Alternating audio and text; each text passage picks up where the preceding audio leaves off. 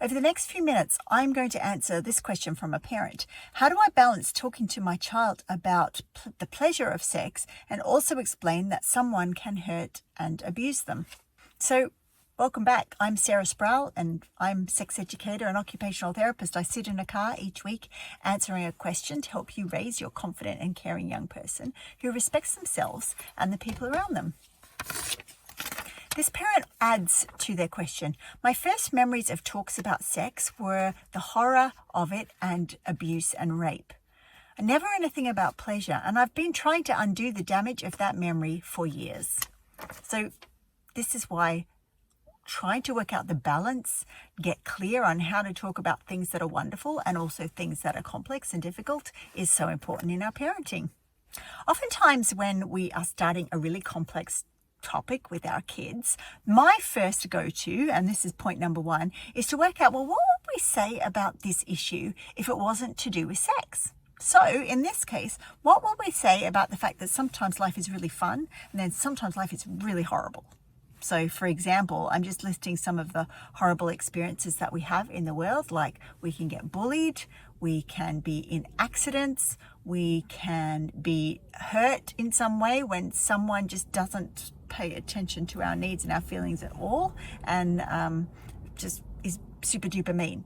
Now, our kids know about those experiences. There isn't a 3 or 4 year old alive that doesn't feel hard done by someone taking their toy or feeling upset about being pushed in the playground or all that sort of thing. So we need to remember that the complexity of life is not a foreign concept to our kids. So all those difficult things, also our kids are really used to this idea of playing can be fun, and when we find someone who we like and who likes the same things we do, we can have a super fun time. So the point one, to recap, it's that this dichotomy of life, these two different experiences, are part of something that our children will understand purely because they live in the world. Point two, sometimes when we think about balance to do with conversations like this, we imagine that means we need to talk the same amount of time about maybe the negative things and the positive things. And one thing I know to be true is that the world around us does a pretty good job of talking about the negative things, particularly around teenagers and developing sexuality. The fact that, teenagers don't know, maybe they're not protecting themselves when they're investigating their sexuality, that they're doing risky behaviors like sharing photos of themselves online without clothes on. What else? Maybe that teenagers are having trouble learning about consent and they hurt each other in different ways. And all of those things are true. But our media oftentimes will focus on the negative things about life to the exclusion of thinking about all the positive things, because positive news doesn't really sell.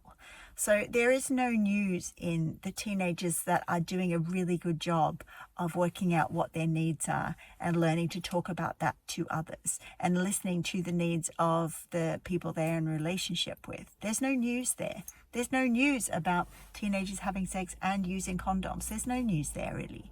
And so keep in mind that our mind will be biased about all the negative stuff that is going on in the world and how important it is to protect our kids. And point three, all the work that I do, all the tips I give you, all the support I offer parents has two things at their basis: consent and self-compassion. Both those things are the basis for talking and living and being in relationship with our children and with other people that feels healthy and good. And so we can talk about the joy and pleasure of a relationship to do with intimacy and sharing our body by talking about consent and compassion. The way we do that is to be really thinking about, okay, so what are the things that we need to know about ourselves to be in a situation where we can negotiate a really good, exciting, loving relationship?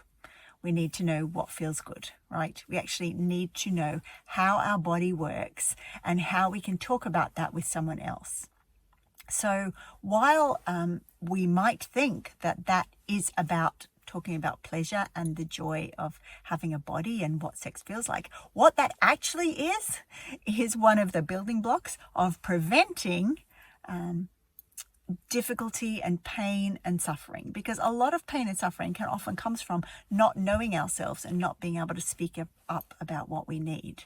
Now, we all know that pain and suffering can also come from, even if we know with the best will in the world what we want and we're able to speak up about it, sometimes there are people in the world that are unkind and mean or ignorant and don't understand how to respect another person. And when we are talking to our children about that in the context of relationships and sex, we can use analogies from everyday life. If someone doesn't know the rules of the sport, how does that put everyone else at risk? Even though the sport might be wonderful and you have great fun doing it, someone does a foul or kicks you somewhere they're not meant to kick you and you get injured and hurt. Same thing happens in relationships. It's no different to any other hurt. And so that allows our child really to understand that the complexity in the world in general also applies to our intimate sexual relationship lives. So let's recap. Point 1, kids understand that there is good things that happen in the world and difficult things happen in the world. Even when they're young, they've experienced that already. Point 2, the world around us focuses on negativity and things that are going really badly wrong. So our bias as adults needs to be talking about the good things and the wonderful things in the context of bad things also happening. But this doesn't need to be an equal relationship.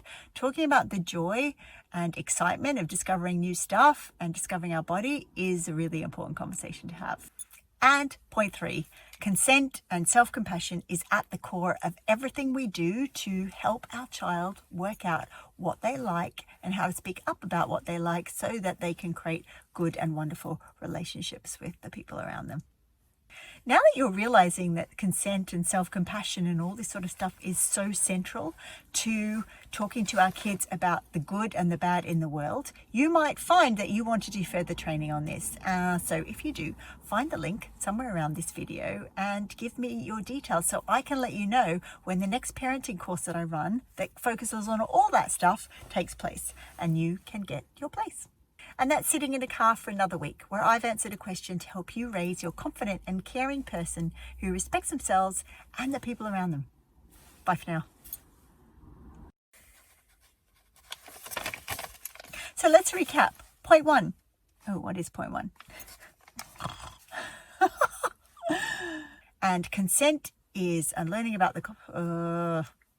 going to go back and do number 3 again.